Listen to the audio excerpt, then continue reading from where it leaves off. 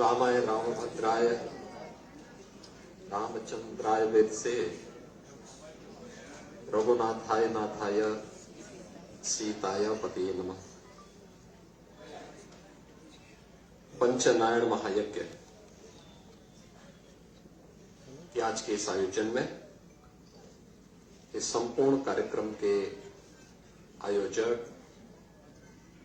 इसके प्रेरक जगतगुरु रामानुजाचार्य पूज्य स्वामी श्री श्रीधराचार्य जी महाराज,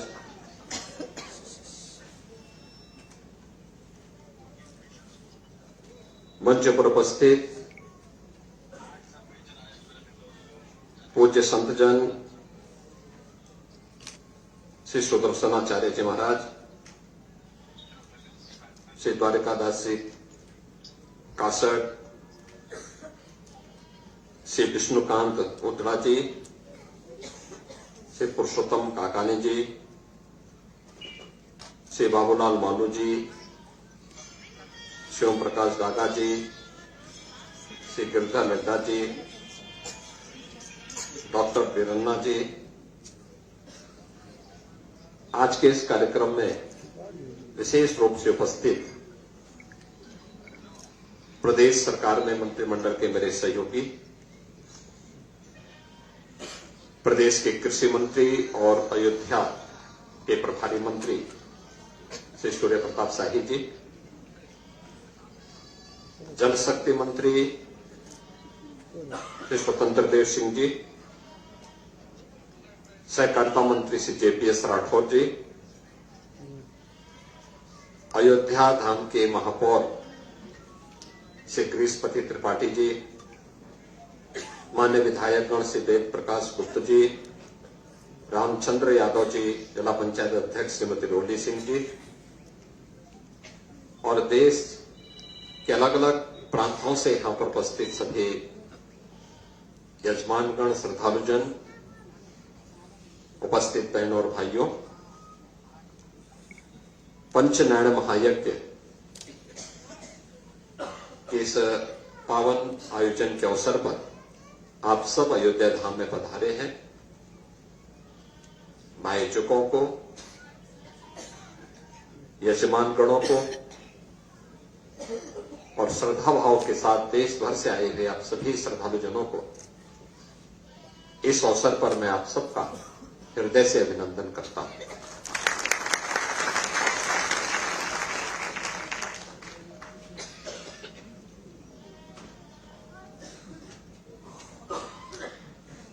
सनातन धर्म की हमारी मान्यता है, इस संपूर्ण सृष्टि के जो संचालक हैं, जो रक्षक हैं और जो पालक हैं, वह श्रीमन नारायण साक्षात सूर्यदेव हैं, या जिन्हें आप श्री विष्णु भी कह सकते हैं। उन्हीं की कृपा से सब कुछ संचालित होता है। उनकी कृपा के बगैर कुछ भी अन्यथा नहीं हो सकता। और आज आप सब यहां पर अयोध्या धाम में आए हैं, पंचनारायण महायज्ञ के साथ जुड़ने का एक उत्तर और दक्षिण के विद्वानों के संयुक्त प्रयासों से चल रहे आत्मशुद्धि का, इस भूमि की शुद्धि का, पर्यावरण की शुद्धि का, इस पवित्र महायज्ञ के साथ जुड़ने का एक सौभाग्य आप सबको प्राप्त हो रहा है। और वह भी रामकोट में श्री हरि विष्णु के ही एक पवित्र अवतार मर्यादा पुरुषोत्तम भगवान श्री राम की पावन जन्मभूमि पर, उनके पावन धाम पर। तो स्वाभाविक रूप से यज्ञ की सफलता तो अवश्य है, क्योंकि कहीं कोई संदेह इसमें है ही नहीं कि जिन पावन उद्देश्यों के साथ इस यज्ञ का आयोजन किया गया है। यज्ञों की परंपरा भारत के अंदर हजारों वर्षों की परंपरा है। यज्ञात् भवति पर्जन्यो, यानी यज्ञ ही वर्षा का कारण है और वर्षा से ही इस सृष्टि में धन धान्य की फसल होती है या फिर उसी से धन धान्य की समृद्धि प्रत्येक किसान को भी, व्यापारी को भी प्राप्त होती है और उसी धन धान्य से, उसी अन्न से इस सृष्टि की व्यवस्था का संचालन भी हम कर पाते हैं। यानी यज्ञों की पावन परंपरा ये हजारों वर्षों की परंपरा है और हजारों वर्षों की इस परंपरा के साथ आज आपको इस श्री राम कोट में पंच नारायण महायज्ञ के पावन आयोजन के साथ जुड़ने का सौभाग्य प्राप्त हो रहा है। मैं इस अवसर पर आप सबका हृदय से अभिनंदन करता हूं। बहनों और भाइयों, हम सबको इस बारे में ध्यान रखना होगा कि आयोजक असरफी भवन और इस पीठ के माध्यम से जो कार्यक्रम आयोजित किया गया है, यह पीठ स्वयं ही प्रभु की असीम कृपा की पीठ है। आज से नहीं, सैकड़ों वर्षों से अपने धार्मिक परंपरा के लिए जानी जाती है। श्री राम जन्मभूमि आंदोलन के दौरान पूरे श्रद्धा और समर्पण भाव के साथ इन धार्मिक पीठों ने इस पूरे आंदोलन को यज्ञ मान करके उसे सफलता की नई ऊंचाई तक पहुंचाने का काम किया था और आज परिणाम हम सबके सामने है। याद करिए उन दो तिथियों को जब 5 अगस्त 2020 को प्रधानमंत्री मोदी जी के करकमलों से 500 वर्षों की दास्ता के कालखंड की उस कलंक को समाप्त करने के बाद अयोध्या में राम जन्मभूमि पर प्रभु राम के भव्य मंदिर के कार्यक्रम का शुभारंभ हुआ और 22 जनवरी 2024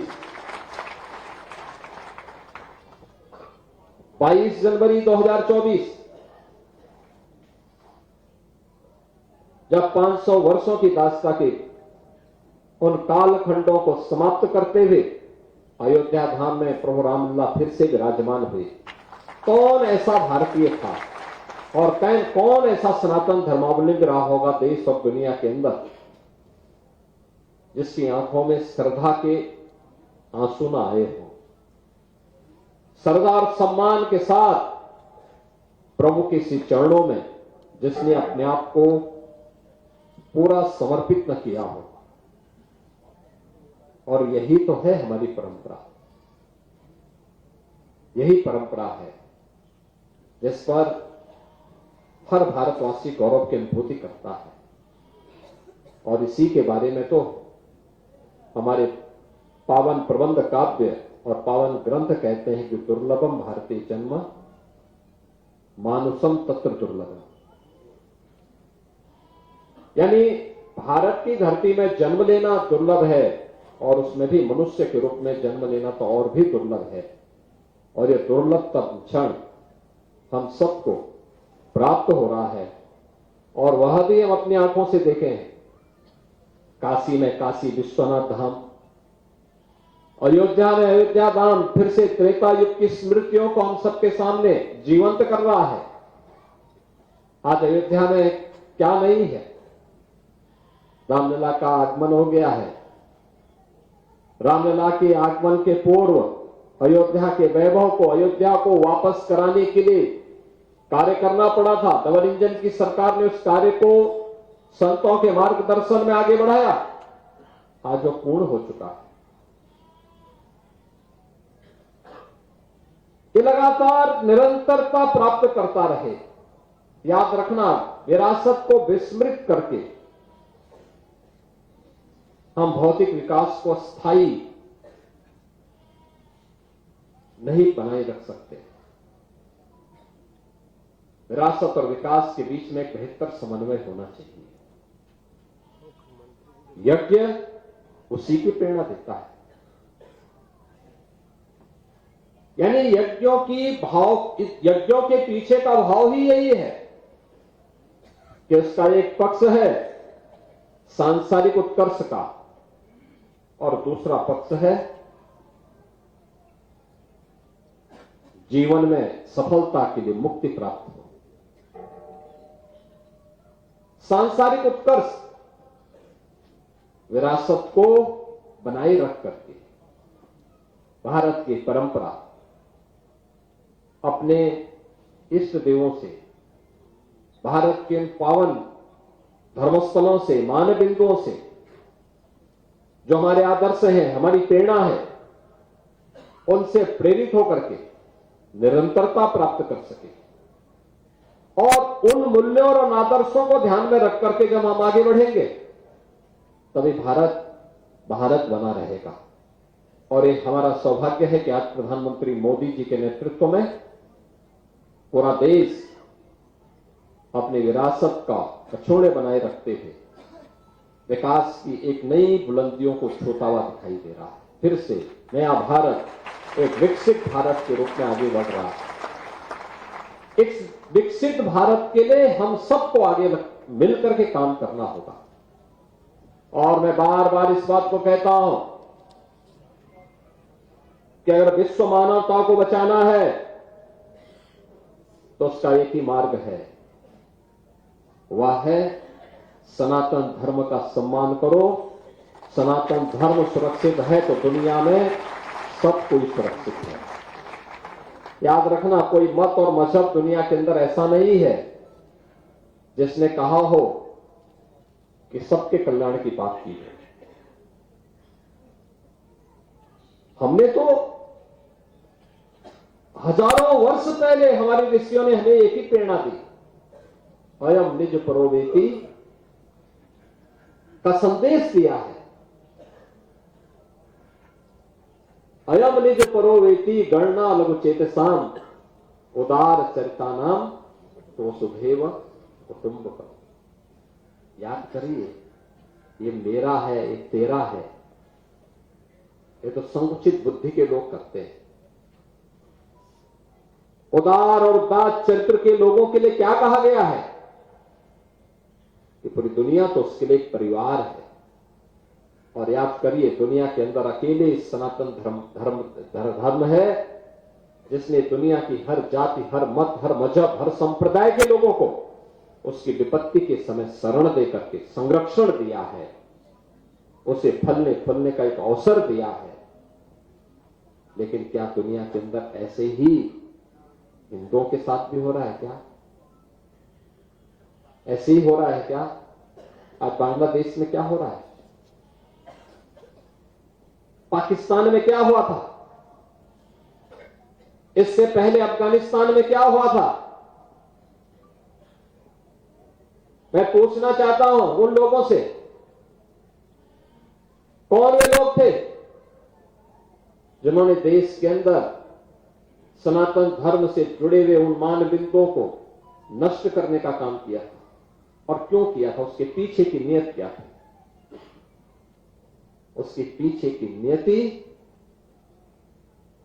अपने बर्बर कृत्यों को अंजाम देकर के पूरी धरती को नरक बनाने की साजिश का हिस्सा था, जिसके तहत कभी काशी में काशी विश्वनाथ मंदिर, कभी अयोध्या में श्री राम जन्मभूमि, कभी मथुरा में श्री कृष्ण जन्मभूमि, कभी संभल में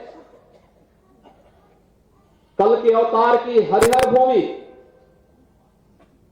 कभी भोज में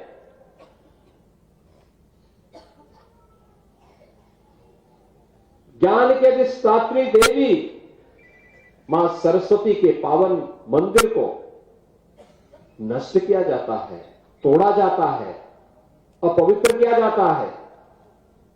इन मंदिरों को तोड़ने से कभी सोमनाथ का मंदिर अपवित्र किया जाता है। इन मंदिरों को तोड़ने से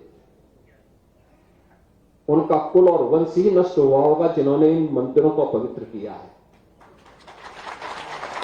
वे फैले फूले नहीं हुए होंगे, लेकिन उन्होंने दिखाया तो। और ये कारण है, जब मैं आज पूछता हूं कि भाई जिन लोगों ने मंदिर तोड़े थे उनकी क्या स्थिति है वर्तमान में, तो लोग बताते हैं कि औरंगजेब के परिवार के लोग, उसके वर्तमान खानदान। मुझे कोई एक दिन बता रहा था, जबकि कोलकाता के पास वो रिक्शा चलाते हैं, तो मुझे बताओ, अगर उसने पुणे किए होते, इन मंदिरों को तोड़ा नहीं होता, तो रिक्शा चलाता क्या? ये दुर्गति को प्राप्त करता, ये उसकी दुर्गति है। उसने ईश्वर की अवमानना की है। और मैं यही कहूंगा कि दुनिया के अंदर अगर विश्व शांति की स्थापना करनी है, तो यह सनातन धर्म ही उसको कर सकता है, केवल सनातन धर्म। और भारत के अंदर सनातन धर्म ही भारत का राष्ट्रीय धर्म है। भारत तब तक भारत है जब तक भारत के अंदर सनातन धर्म सुरक्षित है। और इसकी रक्षा के लिए, इसके संरक्षण के लिए हम सबको मिलकर के कार्य करना होगा। हर एक, यह शाश्वत धर्म है, सृष्टि के साथ चला हुआ धर्म है। हो सकता है किसी कालखंड में कुछ विसंगति आई हो, लेकिन विसंगति का परिमार्जन भी हमारे ऋषि मुनि संतों के माध्यम से समय समय पर महापुरुषों के द्वारा दिखाए गए मार्ग का अनुसरण करते हुए हम करेंगे। लेकिन कहीं भी हम इस विकृति के कारण, उस विसंगति के कारण आपसी उन फूट का, आपसी बंटवारे का, आपसी विभाजन के उन गलतियों का खामियाजा पूरे देश और पूरे धर्म को नहीं भुगतने देंगे। इस संकल्प के साथ हमें आगे बढ़ना पड़ेगा। जिन कारणों से देश को गुलाम होना पड़ा था, जिन कारणों से इस देश को गुलामी की बेड़ियों को जूझने के लिए, झेलने के लिए मजबूर होना पड़ा था, हमारे पवित्र धर्मस्थलों को अपमानित होना पड़ा था, वे फिर से न हो, ऐसी स्थिति पैदा हो, इसके लिए अभी से हर एक भारतवासी को तैयार होना होगा। और जब हम लोग दिलो दिमाग से इसके बारे में सोचेंगे, तभी भारत भी सुरक्षित रहेगा, सनातन धर्म भी सुरक्षित रहेगा, आने वाली पीढ़ियां भी सुरक्षित रहेंगी। पंचनारायण महायज्ञ इसी भाव के साथ पर्यावरण की विशुद्धि हो, भारत की रक्षा हो, सनातन धर्म फिर से हम सबके संरक्षण का आधार बने और हम अपने धर्म की सुरक्षा का आधार बने, इस भाव के साथ आज यहां पर पवित्र अयोध्या धाम में श्री राम जन्मभूमि के इस पावन धरा पर, मां सरयू के इस आंचल में आज यहां पर आयोजित हो रहा है। मैं इसके लिए जगत गुरु रामानुजाचार्य पूज्य स्वामी श्री सिद्धराचार्य जी महाराज और उनकी पूरी की पूरी टीम को, जो इस पूरे आयोजन के साथ जुड़े हैं, उन सब का हृदय से अभिनंदन करता हूं और विश्वास व्यक्त करता हूं कि यज्ञ का पुण्य पूरे भारतवासियों को, हर सनातन धर्मावलंबी को प्राप्त हो। आप सबके प्रति मेरी शुभकामनाएं हैं। मेरे साथ आप बोलेंगे, भारत माता की जय, भारत माता की जय, भारत माता की जय, भगवान श्री राम की जय, मर्यादा पुरुषोत्तम प्रभु श्री राम की जय, मां जानकी की जय, मां जानकी की जय, सरयू मैया की जय, सरयू मैया की जय। नमः पार्वती, नमः भगवत, नमः पार्वती पते, हर हर महादेव। खबरों के साथ बने रहने के लिए हमारे चैनल को लाइक और सब्सक्राइब करना ना भूलें। धन्यवाद।